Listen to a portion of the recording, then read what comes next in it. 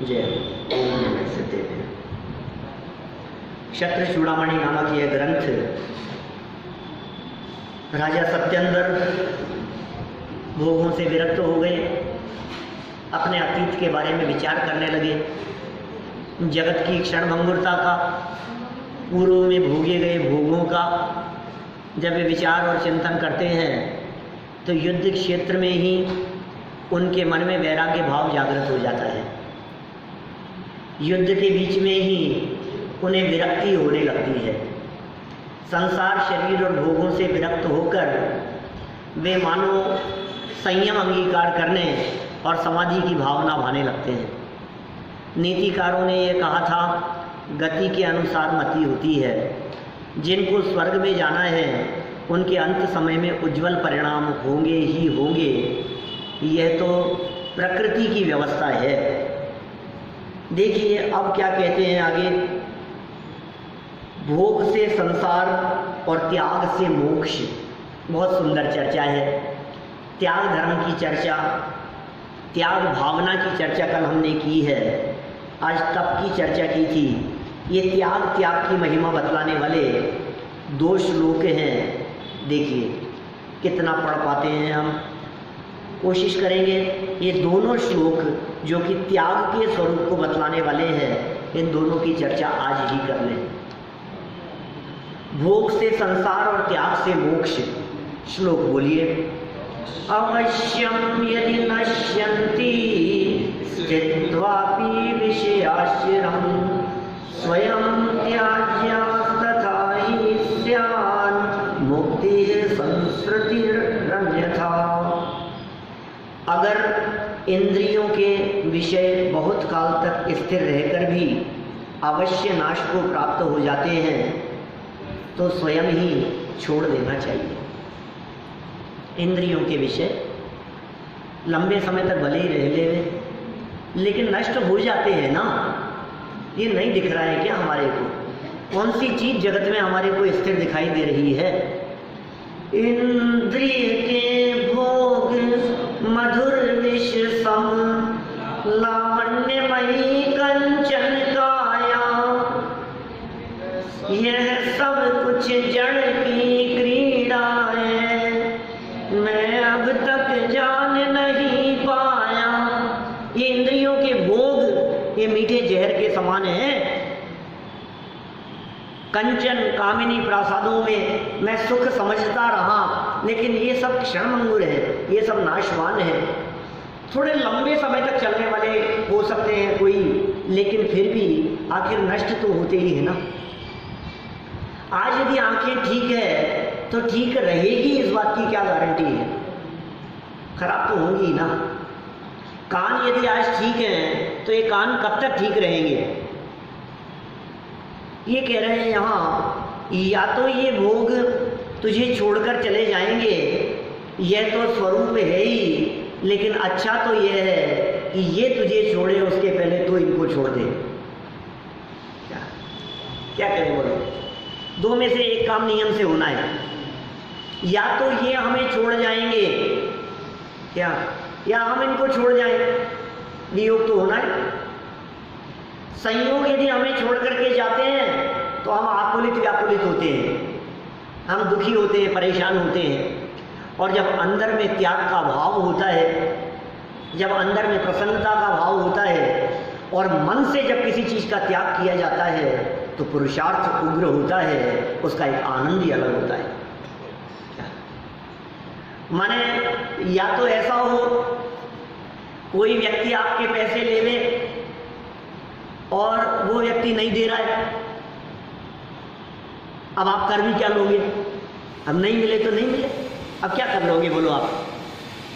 अब ऐसी परिस्थिति में आकर के आपने क्या कहा, अब ठीक है यार, अब गए जो गए। एक तो ये परिस्थिति हुई खेत खिन्न होकर के, और दूसरी ये भी परिस्थिति हो सकती है, जिस व्यक्ति ने पैसे लिए हैं आप उससे ये भी कह सकते हैं कि तू जरूरतमंद है, तेरे को जरूरत है तो अपने काम में ले, तेरा मन हो तो दे देना और तेरा मन नहीं हो तो मत देना। अब इसमें अपना पुरुषार्थ दिखता है, इसमें अपना बल दिखाई देता है। तो यहाँ कह रहे हैं एक चीज छूटी है और एक को छोड़ा है, या तो तू छोड़ दे नहीं तो छूटना तो है ही। बोलो क्या करना है? ये कह रहे हैं यहाँ पर नाश को प्राप्त हो जाते हैं तो स्वयं ही छोड़ देना चाहिए। ऐसा करने पर आत्मा कर्म बंधन से मुक्त होता है, इसके विपरीत करने से संसारी होता है। उल्टा करेगा तो संसार ही होगा। इसलिए तेरे को क्या करना चाहिए, ये शिक्षा यहाँ दी गई। पंचेंद्रिय के स्पर्श आदि भोग्य विषय दीर्घ काल पर्यंत स्थिर रहकर भी नियम से नष्ट होते ही हैं। हमें स्वयं ही उन विषयों का त्याग करना उचित है। यदि हम विषयों का स्वयं ही त्याग कर देते हैं तो वे मुक्ति का कारण बनते हैं। हमने त्यागा तो मुक्ति का कारण बनते हैं। और यदि विषय ही हमको छोड़कर चले जाते हैं तो हमें संसार में दीर्घ काल पर्यंत रुलना पड़ता है। क्या करना है भैया? छूटेगा या छोड़ेंगे? हैं? भावना तो छोड़ने की रखो, क्या भावना तो ये रखो कि छोड़ेंगे भाई। ये कहाँ लेकर के जाएंगे साथ में? भोगने की सामर्थ्य नहीं है, साथ में ले जाने की व्यवस्था नहीं है, लेकिन फिर भी आसक्ति घटती नहीं है। ऐसा ही स्वरूप है, आसक्ति बढ़ती ही चली जाती है। आयु गले मन ना गले, योगसार की गाथा है। योगेंद्र देव कहते हैं योगसार में, आयु गले मन ना गले आशा जीव की, मोह स्फुरे हित न स्फुरे यह दुर्गति इस जीव की। मोह ही आगे होता हुआ दिखाई देता है, माने मौत सामने दिखाई दे रही है लेकिन आसक्ति टूटती नहीं है। मैं बहुत दावे के साथ में कह सकता हूँ, पहले भी आप लोगों के बीच में कई बार कही है ये बात, जितना धन जितनी संपत्ति जितना वैभव आपके पास में है, एफडीओ की बात कर लो, मरेंगे तो कम नहीं होगी, ज़्यादा ही होगी। मरने तक ये कम नहीं होगी साहब आपकी संपत्ति। आप उसे खर्च नहीं कर पाएंगे, आप उसे भोग नहीं पाएंगे, आप छोड़ के ही जाएंगे। ये प्रवृत्ति है, ये मानव की प्रवृत्ति है इसी तरह की। ये जोड़ता रहता है, जोड़ता रहता है, जोड़ता रहता है। उसे भोगने और खर्च करने का तो इसको लगता है नहीं, कम नहीं होनी चाहिए, कम नहीं होनी चाहिए। क्या 15 लाख थे तो ये 12 ही कैसे रह गए? नहीं नहीं, अरे 15 तो पहले ही थे, तो ज़्यादा होने चाहिए और बढ़ने चाहिए। अरे तू करेगा क्या ये तो बता, छोड़ के जाने के लिए है क्या? मंदिरों के संदर्भ में भी कहता हूँ, संस्थाओं के संदर्भ में भी कहता हूँ, जितनी संस्थाएं हैं, जितने मंदिर हैं, कोई भी मंदिर के कोषाध्यक्ष हों चाहे अध्यक्ष मंत्री हों, वे इस बात में गौरव महसूस करते हैं कि हम जब बने थे उस समय तो इतने की थी और आज देखो हमने बैलेंस कितना बढ़ा दिया। आपकी महानता इसमें है कि आपने बैलेंस बढ़ा करके छोड़ दिया।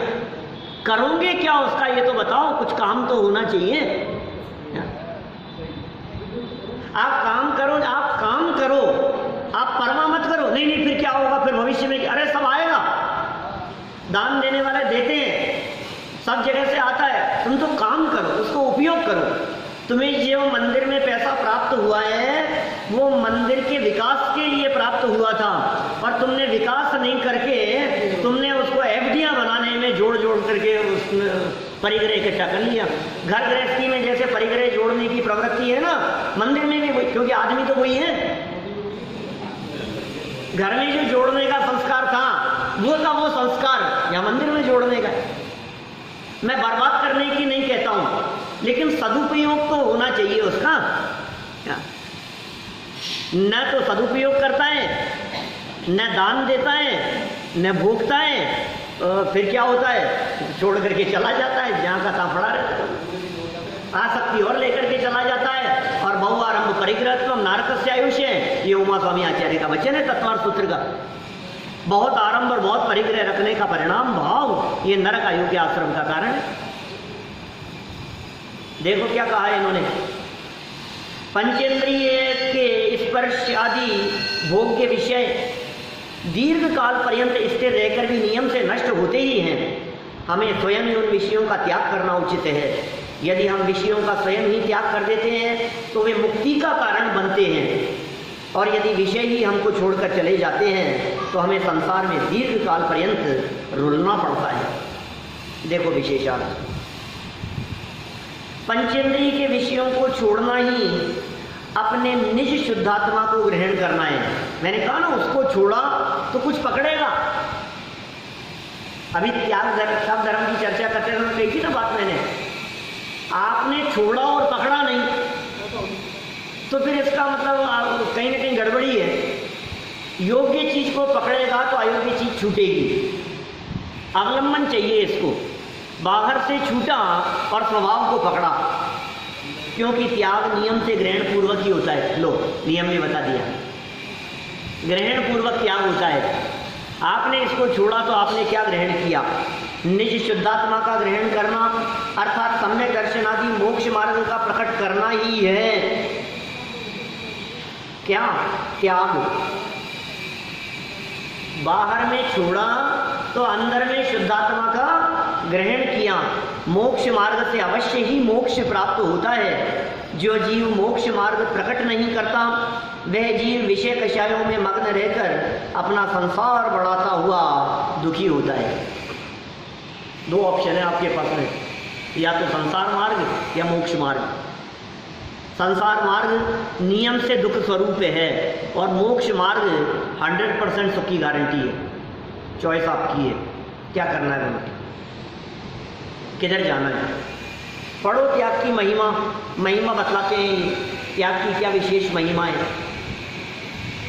त्यज्यते रज्यमानेन राज्येनान्येन भाजनः, भज्यते त्यज्यमानेन त्यागो वस्तु विवेकिनाम, तत्यागो वस्तु विवेकिनाम। क्या कह रहे हैं? मनुष्य, नीतिकारों की चर्चा है, मनुष्य जिस राज्य या अन्य वस्तु पर रीझता है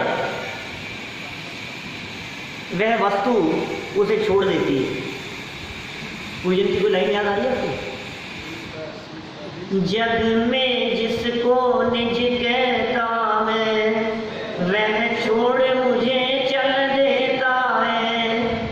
मैं आकुल व्याकुल हो लेता, व्याकुल का फल व्याकुलता है। रोजाना पूजन करने वालों से कहना चाहता हूँ, आप यदि देवशास्त्र गुरु की पूजन रोजाना करते हैं, बदल बदल के किया करो।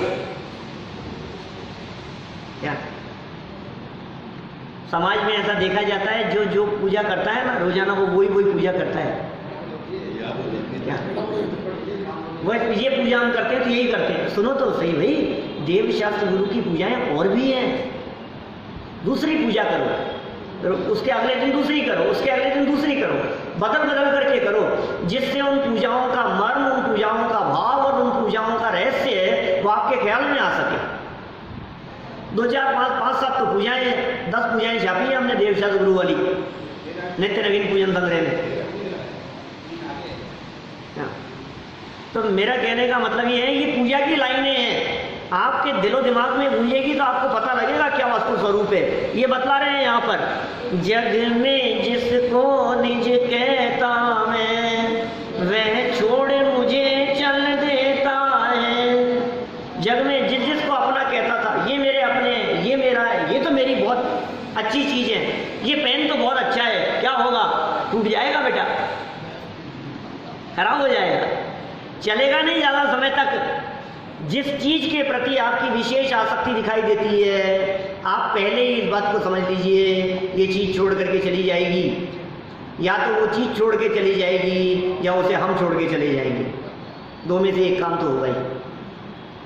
जिस व्यक्ति ने पहले से यह समझ लिया कि ये वस्तु नाशवान है, ये वस्तु क्षण भंगुर है, ये परमानेंट नहीं है, तो फिर उसके वो तकलीफ का कारण नहीं बनता। समस्या ये है कि वस्तु तो है टेम्परेरी और बनाना चाहता है परमानेंट, और वो परमानेंट बनती नहीं है, तो ये पीड़ित होता रहता है। ये क्या हो गया, ऐसा क्यों हो गया, ये क्यों हो गया?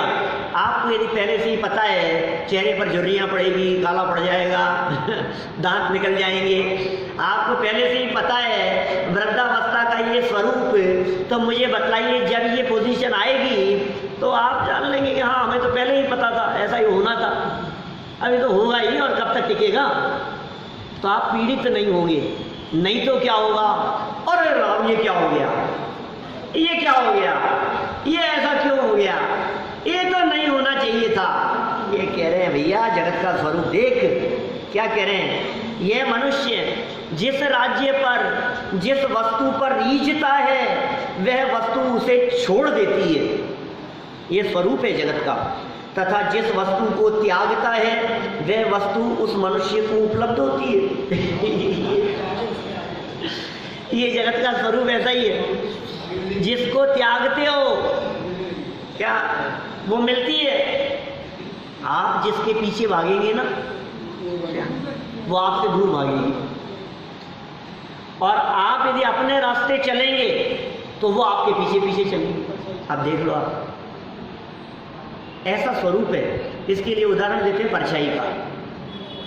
आप परछाई के पीछे पीछे भागते रहो पकड़ने के लिए, अपनी परछाई को पकड़ने के लिए, वो परछाई आपसे आगे आगे भागती जाएगी। हाँ, लेकिन आपने यदि उससे मुख मोड़ लिया परछाई से तो वो आपका पीछा करेगी। ये ऐसा स्वरूप है, आपके आसक्ति का परिणाम, उससे वो वस्तु दूर भागती है। और आपने कहा कि ठीक है छोड़ा, क्या क्या करना है, आपके मन में त्याग का भाव है, आपके मन में छोड़ने का भाव है, आपके मन में विरक्ति का भाव है, ऐसा पुण्य बनता है, वो आपके चरणों की दासी बनती है। वो लक्ष्मी, वो संपत्ति, वो वैभव वो चरणों में आकर के पड़ता है। ये त्याग की महिमा बतला रहे हैं यहाँ। इसलिए विचारवान पुरुषों को जिसे उपलब्ध माने प्राप्त करना हो उससे राग कम करना चाहिए। क्या विवेकवान और समझदार पुरुषों को क्या कह रहे हैं, राग कम करना चाहिए। हमारा राग कम नहीं होता है, और राग कम नहीं होता है इसलिए दूर भागते रहते हैं। अब क्या करें, आप नजदीक लाना चाहते हो दूर भागता है। क्या अब एक काम करो, आप दूर होने का प्रयास करो, तो अब फिर देखो आप धन के प्रति एक बार आसक्ति का त्याग करके देखो, वो आपके चरणों में आएगी, उनके चरणों में आती है। क्या जग को दे दी जग की निधियां, ऐसे जो हमारे महामनराज हैं, ऐसी कर्म प्रकृतियां बनती है। इंद्र पद मिल गया, चक्रवर्ती पद मिल गया, ये किनको मिलता है, ये त्यागी तपस्वियों को मिलता है। इधर त्याग करते हैं और उधर आगे तैयार। देखो आगे की आकांक्षा रख करके त्याग करने की बात नहीं कह रहा हूं, लेकिन मैं हाँ सरल अर्थ पढ़ते हैं नीचे। राज्य, वैभव, स्त्री, पुत्रादिक इष्ट पदार्थ मनुष्य को चाहने मात्र से प्राप्त नहीं होते। इच्छाएं तो बहुत है, इच्छा के अनुसार क्या क्या होता है, इच्छा तो बहुत है, ये मिल जाए, ये मिल जाए, ऐसा मोबाइल होना चाहिए, ऐसी गाड़ी होनी चाहिए, ये कौन से जमाने का टीवी है घर में, बदल दो इसको, ऐसा करो, ऐसा करो। इच्छाएं तो बहुत है हमारी, क्या, लेकिन सच सच बतलाना, अपने हृदय पर हाथ रख करके सोचो, क्या इन इच्छाओं का अंत है? क्या क्या ऐसा लगता है कि ये यदि बदल दिया गया तो फिर आगे कोई हमारी डिमांड नहीं होगी, फिर हम सुखी हो जाएंगे? क्या इतना होने पर सुख की गारंटी है? बहुत गहराई से विचार चिंतन करने की बात है, शांत चित्त होकर के। ऐसे मैंने कह दिया और एक कान से सुना और दूसरे कान से निकाल दिया। शांति से बैठो और एक बार गहराई से विचार करो इस चीज के बारे में। जब आप गहराई से विचार करते हैं तो आपको पता लगेगा ये राज्य, वैभव, स्त्री, पुत्र आदि इष्ट पदार्थ मनुष्य को चाहने मात्र से प्राप्त नहीं होते। जो इन इष्ट पदार्थों का त्याग करे, उनके प्रति राग भाव छोड़े, तो वे ही अपेक्षित वस्तुएं त्याग करने वाले को सहज प्राप्त होती हैं। अतः भेद विज्ञानियों को त्याग भाव स्वीकार करना चाहिए। इसी तर्क के आधार पर मैं एक बात कहा करता हूँ, ज्ञानी पुण्य को क्यों नहीं चाहते? पारस जी, ज्ञानियों को पुण्य क्यों नहीं पसंद आता है? ज्ञानी पुण्य को क्यों छोड़ना चाहते हैं? वो तो बात हो ही गई। मैं तो ये जो बात कही है ना, ये इम्पोर्टेंट बात है। जिस चीज को मैंने वापस दिला देगा। एक चीज को मैंने त्यागा, किस लिए त्यागा? अच्छा नहीं है यार, मुझे नहीं चाहिए। अब त्यागने के भाव से जो पुण्य बनेगा, उससे जो चीज त्यागी है ना, वो चीज डबल मिल जाएगी। उससे जो पुण्य बनता है ना त्यागने के भाव से, वो पुण्य हमारे को उन्हीं सामग्रियों को ज्यादा दिला देता है। अरे मुझे तो पहले ही नहीं चाहिए था, मैं क्या करूं इस पुण्य का? क्या माने मेरे हृदय में इस पुण्य के लिए कोई स्थान नहीं है, क्योंकि एक गाड़ी और बंगला छोड़ने के फल में यदि मुझे स्वर्गों के महल मिल जाएं, तो मैंने इसलिए थोड़ी ना छोड़ा था। मुझे ऐसा पुण्य नहीं चाहिए, मुझे तो मुक्ति चाहिए।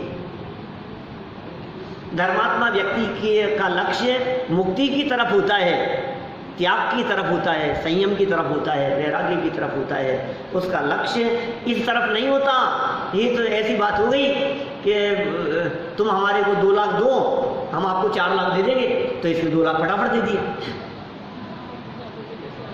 ये क्यों दे दिए तुमने? अरे 4 मिलेंगे ना, तो फिर तुमने क्यों त्यागा? इसलिए त्यागा, अरे भाई साहब यहाँ एक पत्नी छोड़ो, स्वर्ग में 32 मिलती है कम से कम। क्या ले ये क्या किया तूने बता? एक छोड़ करके 32 मिलेगी, इतना सा त्याग करोगे तो इतना मिलेगा। तेरी दृष्टि में त्याग सच्चा है कहाँ? तेरी दृष्टि में तो वो और मिले, यही भावना बैठी हुई है। छोड़ने की भावना कहाँ है तेरे मन में? ये त्याग की बात कह रहे हैं। ये तो वेद विज्ञानियों को ये त्याग की महिमा आती है। क्या दम है इस संपत्ति में, खूब मिलता है, अनेक बार प्राप्त करके छोड़ा है। उच्छिष्ट भोजी शब्द का प्रयोग कल श्लोकों में किया गया था। विशेषार्थ देखें। ज्ञानी तो घातिया कर्मों के क्षय की तरफ सोचता है। हाँ, घातिया के क्षय की तरफ सोचता है। पुण्य पाप का बंटवारा तो अघातिया में है। देखो, जैसे कोई मनुष्य अपनी छाया, लो वही बात आ गई, जैसे कोई मनुष्य अपनी छाया को पकड़ने का प्रयास करे तो उसे अपनी ही छाया पकड़ने में नहीं आती, वे छाया आगे आगे भागती है। आर्यव क्या छाया को पकड़ने का प्रयास करे? किया कभी? परछाई जानता है क्या होता है? शेडो है। ये जो परछाई दिख रही है, तूने क्या किया? उसको उसकी तरफ भागने का प्रयास करो, एक बार पकड़ने की कोशिश करो, वो आगे आगे चलेगी। फिर क्या कह रहे हैं? जब मनुष्य छाया को पीठ देकर चलने लगता है तो वही छाया उसके पीछे दौड़ने लगती है। पीठ देकर के चलने लगती। उसी प्रकार से राज्य, वैभव, स्त्री पुत्रादि जड़ और चेतन वस्तुओं का स्वरूप है। राज्य, वैभव जड़ वस्तुएं हैं, स्त्री पुत्रादि चेतन वस्तुएं हैं। जड़ वस्तुएं भी और चेतन वस्तुएं भी, ये दोनों ही। इसका कारण यह है कि जिस वस्तु से जीव राग करता है वह वस्तु उसे नहीं मिलती। जिससे राग करता है वो वस्तु उसे नहीं मिलती, क्योंकि परद्रव्य से राग करने से पाप का बंध होता है और उस पाप कर्म के उदय के काल में इष्ट वस्तुओं का सहज वियोग रहता है। लो, क्या घटित किया है उस चीज को? आपका जो इकट्ठा करने का भाव था ना, ये राग था, ये मोह भाव था। मुझे मिल जाए, मुझे मिल जाए, मुझे मिल जाए, ये जो भाव आपके मन में था, ये पुण्य भाव था कि पाप भाव था? क्यों था? पाप भाव था ना ये तो। और पाप को जब आपने बांधा है तो पाप का फल जब मिलेगा तो क्या होगा? फिर वो वस्तु मिलेगी कि दूर भागेगी? इसलिए जिसे प्राप्त करने के प्रति अत्यधिक लालसा है वो चीज आपसे दूर भागती चली जाती है। आप कहते हो यार मैं इसको इतना चाहता हूं, ये इतनी दूर क्यों भागती है चीज? क्या ऐसा ही स्वरूप है? देखो, अब पाप कर्म के उदय की तो ये बात कही, अब पुण्य उदय देखो, आप उल्टा उल्टा स्वरूप देखो इसको। क्या कह रहे हैं यहां? पर वस्तु विषयक त्याग परिणाम से पुण्य कर्म का बंध होता है। आसक्ति टूट गई, रस नहीं रहा, विरक्ति हो गई, त्याग वैराग्य परिणाम अंदर में चलने लगा।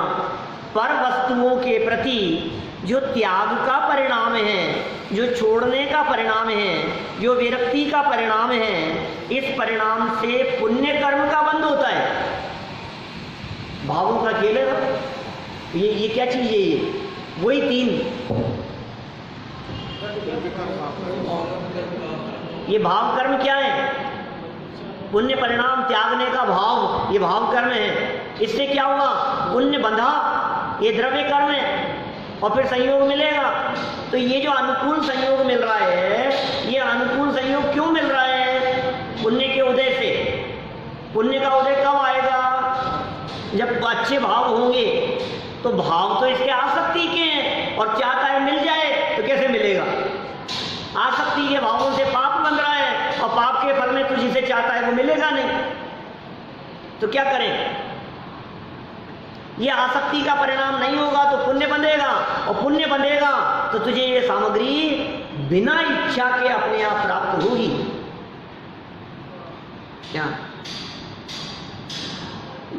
बिन मांगे मोती मिले, मांगे मिले न भीख, ये स्वरूप है। भिखारियों को भीख में राज्य नहीं मिला करते। जो व्यक्ति तुमसे आकर के मांगता है ना रेड लाइट पर, तुम उसे 2-5 रुपए से ज्यादा नहीं देते। कदाचित खुले नहीं हो और सिक्का 10 का निकल जाए तो 10 दे दो, इससे ज्यादा नहीं दे सकते आप उसको, क्योंकि वो मांग रहा है। और आपके घर में आए कोई और उन्हें आप कर रहे हैं विदा, क्या? तो आप जेब में खुले सिक्के नहीं तलाशते? क्या क्या कह रहे हो? समझ में आ रही है बात आपको? जो मना करता है ना, अरे नहीं नहीं साहब मैं तो नहीं दूंगा, नहीं आपको लेना ही पड़ेगा। क्या क्या हो रहा है? जो व्यक्ति ये कह रहा है मुझे नहीं चाहिए, क्या भैया दामाद जी आपके आएंगे थोड़े दिन में, थोड़े समय में। जो मना करते हैं उनको आप देते हो, और जो मांगता है उसको आप देते नहीं। ये स्वरूप है। ये बात यहां सिखा रहे हैं आपको। क्या हुआ? पर वस्तु विषयक जो त्याग का परिणाम था, उस परिणाम से पुण्य कर्म का बंध होता है। एक कर्म सिद्धांत समझा रहे हैं आपको, उससे पुण्य का बंध होता है। और उस पुण्य कर्म के उदय काल में इष्ट वस्तुओं का स्वयमेव संयोग होता है, मांगना नहीं पड़ता, भीख नहीं मांगनी पड़ती, कहना नहीं पड़ता, बोलना नहीं पड़ता, अपने आप होता है। इसलिए कभी कभी ऐसा भी कहते हैं कि अपने मुंह से यदि आपने कोई चीज मांग ली तो आप अपना पुण्य क्षीण कर रहे हो। क्या? मत मांगो, आप भरोसा रखो अपने उदय पर। आप देखो, आपके यदि उदय अनुसार मिलने का योग होगा ना, तो सामने वाला रोक नहीं सकता, वो मिलेगी ही आपको। और यदि मिलने का योग नहीं है तो तुम कितना भी मांगते रहो, मिलने वाली नहीं है। बोलो क्या करना है? पापोदय में चाह व्यर्थ है, नहीं चाहने पर भी हो। पुण्योदय में चाह व्यर्थ है, सहज पने मन वांछित हो। बोलो, 2 उदय की बात कह दी हमने। पाप के उदय में आपकी इच्छाएं, आपकी चाह व्यर्थ है। क्यों? तो नहीं चाह करके भी काम तो होगा, जो होगा ही होगा। बोलो, पाप का उदय तुम्हारी इच्छा से क्या होगा? और पुण्य के उदय में तो इच्छा करें, चाह व्यर्थ है, सहज बने ही मनवांछित काम हो जाएगा। इसलिए चाह रखना, इच्छाएं रखना किसी भी रूप में अच्छा नहीं है। इच्छा निरोधस तप है, इच्छाओं को रोको। ये यहाँ सिखा रहे हैं भाई साहब, ये जीवन जीना सिखा रहे हैं। आर्ट ऑफ लिविंग है ये सारा जनागम। जैन शासन, जैन आचार्यों द्वारा लिखे गए ये ग्रंथ, ये सब जीवन जीने की कला सिखाते हैं हमारे को। जीवन कैसे जीना है हमारे को, कैसे सुख शांति और आनंद से जीवन जिया जाए, ये कला सिखा रहे हैं। तो क्या हुआ, क्या बात कह दी इन्होंने, पुण्य कर्म के उदय काल में, जब पुण्य कर्म के उदय का काल आता है तो इस काल में इष्ट वस्तुओं का स्वयमेव संयोग होता है, अपने आप इष्ट वस्तुएं मिल जाएगी जो आपको पसंद थी। ऐसा कारण कार्य संबंध जानकर विवेकी जीवों को त्याग भाव का अंगीकार करना चाहिए। इसलिए आसक्ति भाव छोड़ो और त्याग भाव अपनाओ कि साहब सब छुड़ा दोगे।